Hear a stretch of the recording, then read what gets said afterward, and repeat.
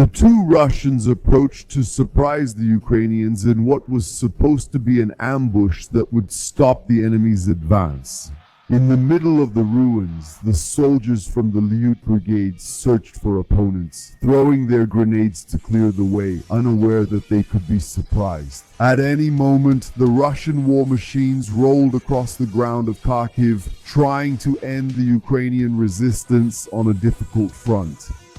The vehicles unleashed their flaming threats, searching for targets with the drone pilot and infantry soldiers, while their own men advanced through the ruins of the combat zone.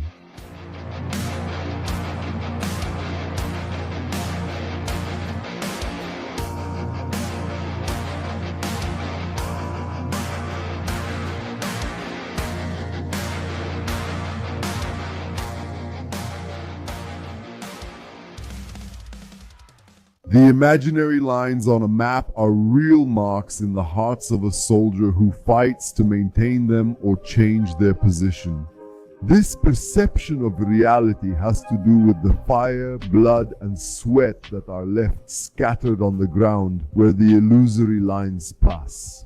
For their leaders, maybe it's a bit the opposite, the farther they are from so much death and explosions. What seems real to them are the maps they hold in their air-conditioned rooms and discuss on television. The clearest example of this was the possibility of observing the daily changes and positions in the war in Ukraine, discussing strategies and watching the lines shift day after day. The Russians were very pleased with their offensive, which took Vuhledar in southern Donetsk in October 2014 after 2 years of intense fighting. Viewers saw at most images of so many consecutive victories and were filled with joy as they watched the advances. But they reacted with immature tantrums when confronted with the cost in lives of the strategies used. No, I'm not generalizing, these are a minority, but unfortunately they exist, just as there are those who don't see so many Ukrainian deaths in Kursk. A favorable shift of lines on the map. A video celebrating a victory was always seductive images of the glory of war. The success of the Russian campaign towards Prokofievsk was an ego boost. But the corpses left along the way broke the seduction of victory too much, and the passion did not survive. Turn without illusion. Tedious maps like the one of the Russian offensive in Kharkiv were even worse to look at. The changes had slowed down after all. For months the situation didn't change. But what was behind those unchanging lines wasn't soldiers sitting around playing cards. There were men like the Russian Danil or the Ukrainian Maksym fighting and bleeding for their nations.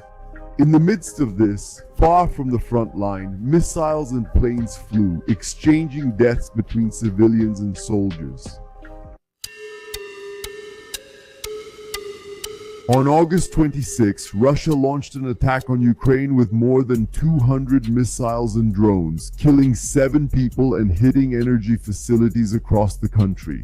According to Kyiv, the attacks caused power outages and water supply disruptions in several regions, including parts of the capital.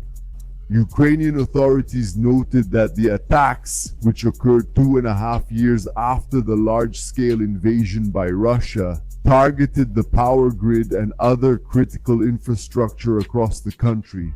Since March, Russia has intensified its attacks on Ukraine's power grid and Kyiv. It was suspected that this was part of a deliberate strategy to weaken the energy system before winter, when the demand for electricity and heating was higher. The Air Force commander stated that Ukrainian forces shot down 102 out of 127 missiles and 99 out of 109 drones, classifying this air, land, and sea attack as the most massive since the beginning of the conflict. Part of the defense was carried out by pilots in fighter jets. One of them took off in one of the F-16S that had just arrived in Ukraine. Maksym was among them. He was the most prominent of all. He was the highlight of the movement. His dedication to hyperspace was simply just only for mon fiche. The causes sparked controversy, with many speculating that it was shot down by the Russians. Unlike so many other pieces of NATO equipment that were destroyed and caused an uproar, the Kremlin is now silent on Russian networks. A rumor spread about friendly fire by the Patriot, which was also operating in the defenses. Even so, other possible reasons have not been ruled out, including system failures. On September 1st, Ukraine launched one of its largest drone attacks against Russia, hitting a refinery and a power station in the interior of the country. The Russian Ministry of Defense acknowledged the magnitude of the Ukrainian attack, but downplayed its effectiveness, stating that 158 UAVs were destroyed and intercepted by the defense. Air defense was on duty overnight in 15 regions, including over the capital. Even so, many images emerged showing the success of some of the attacks in the outskirts of Moscow. Shortly after, there was an unfortunate exchange of attacks between Russians and Ukrainians. The Russians once again sent their weapons against the city of Kharkiv. Iskander-M missiles, highly accurate and with a high transit cost. Millions of dollars fell on civilian targets, such as supermarkets. Russian forces carried out about 10 attacks, leaving more than 40 wounded, including 7 children. In addition, a Russian attack on a military educational facility in central Ukraine killed 51 people and injured more than 200. In that last case, apparently a legitimate military target, the other targets were civilians, in a way that Russia has been repeating since the beginning of the war, which has already led to the deaths of more than 12,000 civilians, among them more than 600 children. Kyiv reciprocated this misfortune. In Belgorod, when Russia claimed that civilian areas were bombed by the Ukrainians, several locations were hit. None of them, according to the Kremlin, were military targets. The governor of Belgorod stated that 5 people were killed during the Ukrainian attacks in this period at the end of August and the first days of September. In some cases, there was discussion about intercepted missiles, with images showing explosions in a car on a road. Many claimed that one of the air defense launchers had intercepted a missile, or that one of their own had fallen onto the car. The Russians claimed that the tragedy was the result of a Ukrainian attack. Soldiers on both sides saw the attacks and worried about their families in the affected cities. Some had to keep more than that in mind, especially when father and son were both in combat. The Russian Grad multiple rocket launcher took position to begin the rain of fire. It was no wonder its nickname was Hailstorm, only with a slightly more violent phenomenon. When the precipitation fell on the enemies, its multiple shots flew at a rate of 2 projectiles per second to strike the Ukrainian defenses. It was many of these that cleared the way for Russian troops to take the new position on a stalled front. Maksym needed to avoid those damned instruments of Russian artillery. He was a drone pilot, and it might even seem like he was safe, far from the zero line of combat.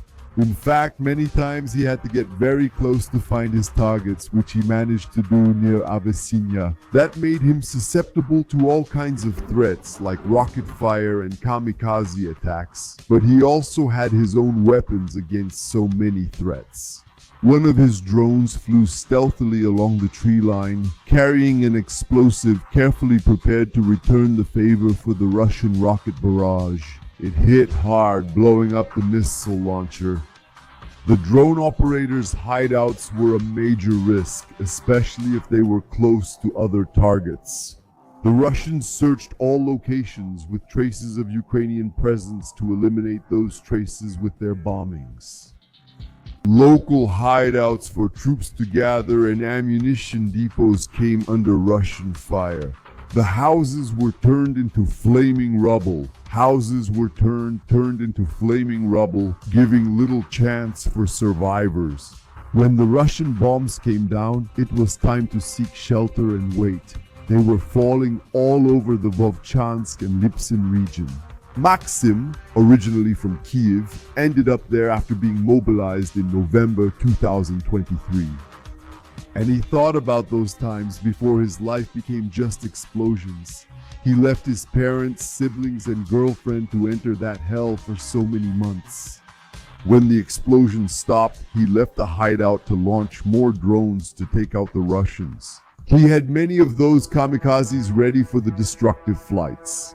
Being a drone pilot was a morbid game where maneuvering skills were essential to find a Russian hiding among the trees and navigate, avoiding obstacles until blowing up the man. Very different from water sports, which Maksym liked, the medal for being a drone pilot also didn't have the same taste as the trophy he won. In Kyiv, it was better. When the target was a tank, the drone operator could launch multiple kamikazes against the machine hidden among the trees, putting all its defenses to the test. Maksym saw how, little by little, the monster's resistance diminished until it finally exploded. After so many hits, in those moments it was possible to celebrate without a heavy heart when the fire consumed metal without touching flesh. The problem was having to leave the hideout so many times to set the drones up high, whether they were kamikaze or observer drones. It was a moment when you exposed yourself to the Russians' lenses, always very watchful everywhere. It was by seeing one of these drones in flight that Kremlin forces detected the position of the Ukrainian drone team. The artillery sprang into action with force to avenge everything those men had already destroyed and killed. There were so many explosions that Maksym's life was ended by the flames at the age of 29, his body torn apart by shrapnel. Danil left Bashkortostan, one of the republics of the Russian Federation. Born in the capital, Ufa, in 2005, he decided to join Putin's special operation in Ukraine in 2024 at the age of 19. There was the young man getting ready for the invasion of Kharkiv. He became part of the 25th Brigade of the 6th Combined Arms Army, one of the main forces fighting in the Volchansk direction. Of course, he was on social media, so impressed by the news of the Russian army's glory fighting against Nazis. Like so many young people, he watched the impressive videos, like the Lancet searching for the Ukrainian forces BTR-4E among the tree lines, and an armored personnel carrier exploded. In the middle of the greenery, filling Danil's and the other boys' faces with unhappiness, there was a lot of good news. In one of the cases, the enemies were taking their T-64 tanks and those damn German Leopards into battle. The Russian army called for support from the Skandaran missiles. The enormous projectile left the launch platform and traveled at supersonic speed. The missile tore through the skies and struck the train carrying the tanks, resulting in an explosion that destroyed the machines. Fewer armored vehicles would be at the front, making Danil's job even easier. When he got there, the Ukrainian Boyevaya Machina 21s looked terrifying, firing their projectiles at the Russian positions. It turns out that Moscow had its tanks. Zara Lancet was capable of carrying out both reconnaissance and attack missions. The loitering munition had an operational range of up to 40 kilometers. One of them descended for the attack with 3 kg of explosives, blowing up the Ukrainian artillery. Kyiv had inherited a lot of Soviet equipment. The 2K-22 Tunguska, for example, was a self-propelled anti-aircraft gun, armed with a surface cannon and a missile system. It was not able to defend itself against the aerial threats that were the powerful Lancets.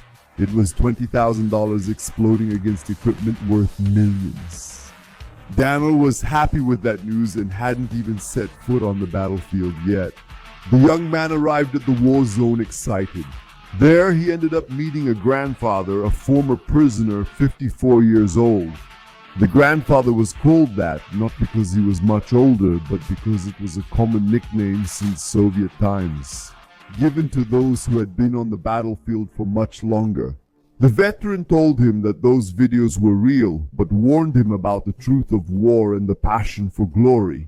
An example was the self-propelled howitzer Panzerhaubitze 2000 coming from the League, fired for much of the day at Russian positions. It fired 10 shells per minute from its 155mm cannon. When the Lancet hit it during the night, the ammunition detonated. It was beautiful to see the flames in the darkness from afar, but life in war was not just that. His grandfather warned him not to be stupid with the chances that life gave him. He told about a comrade in the trench who survived the drone attacks. His friends burned in the middle of the craters while he, still dizzy from the explosions, didn't see it. When the kamikaze approached, it seemed like it would be his end, but the drone fell beside him without exploding. The grandfather didn't remember Grandfather No, or simply due to the lack of minimal mental faculties. A man grabbed a piece of wood and hit the drone on the ground until its propellers stopped. Beating more than 2 keys of explosives was not usually a good idea, and the results blew up. In front of the bear, Danil didn't really believe it, nor the stories about so many drones from the Ukrainian 3rd High Access Brigade dropping explosives on the wounded and consuming their last minutes of life. He had never seen any of that in Russian social media groups. War is sometimes a seductive mistress, whispering glory, money, and bravery to its men. A young man in love rarely listens to reason. He sinks into the tumultuous feeling of passion until either his soul or his body is consumed. Danil followed, drunk on his love for war. He had been in Kharkiv for less than 24 hours when the squads were sent for attacks in the Lipsk and Vovchansk regions. For him, it was a step forward toward victory. None of the maps had changed for months on that front line, but the bombs from the Lyut Brigade hit the advancing Russian squad like a storm. Danil saw the explosions behind the lines and began to realize that the promises of glory in war might not be so true. He ran after his grandfather, while the group leader warned that there were a lot of 300s back there. That was the slang for wounded. Danil ran as best as he could, not knowing he was being filmed. They started looking for hiding places, his grandfather guiding him through the Ukrainian buildings, his eyes scared but keeping his composure to help. The terrified souls of the younger ones entered a shelter that seemed to be safe. But safety turned into dust as great as the promises of love made by dazzled youths. Danil survived, pulled by his grandfather, and others still alive fled again to find another place. They ran through the streets, their legs growing more and more tired, driven only by fear. Another hiding place exploded. They decided to stay a little longer, too tired. A Bronio found them, dropped a grenade, and made them run once again. Their mouths were dry. With so much dust and gunpowder in the air, the squad was slowly being consumed. Some 300 fallen calling for help, and others dead, or 200 fallen in silence. On the ground, Danil didn't know where to run anymore.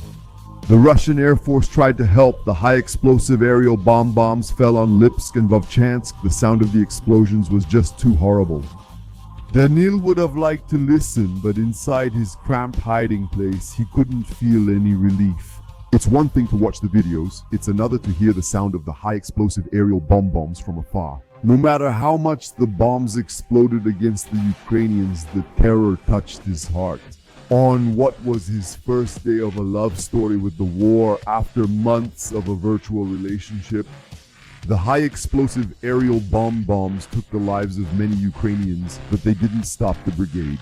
There they were men of the Lipsk Brigade. Lipsk, specialized in raids like those. They moved through the ruins, where there were still living Russians, their eyes searching for traces of Danil, the grandfather, and other Russians who were still moving through the theater of war. They entered the basements, shooting before asking questions. The search had to be patient, and from house to house, the search had to be patient from one old house to another. Before the soldiers, two of the Russians decided to surprise the Ukrainians by advancing between the houses. The soldiers stopped for the ambush, which made them easier targets for the kamikaze drones.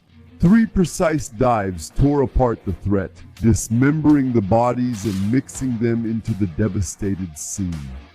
Accompanied by the drones, the soldiers continued on their way, placing Zakhar's shells inside the remains of the houses.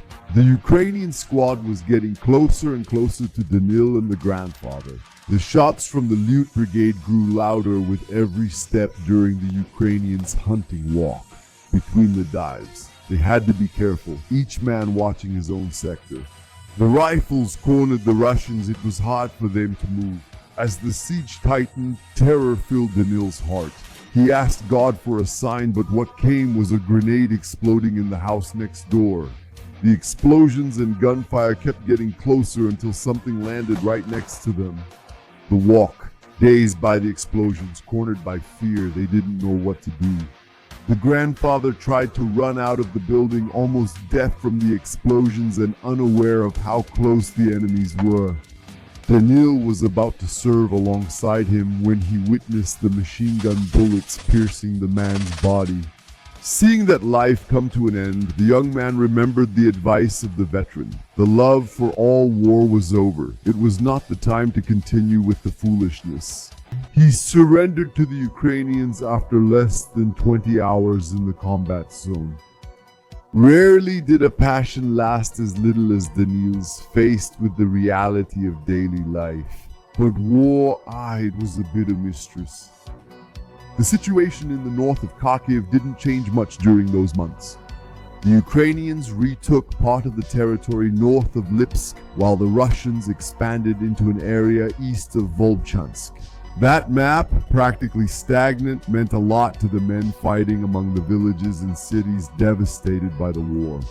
Probably their leaders were more bothered by the lack of relevant news on that front than by the lives cut short or the sacrifices made to keep the situation as it was. Their conscience was easily appeased by sending a few medals to amputees or to the relatives of the dead. The love of presidents and generals for war usually only suffered from frustrations, unlike the violent disappointments of the men on the front lines.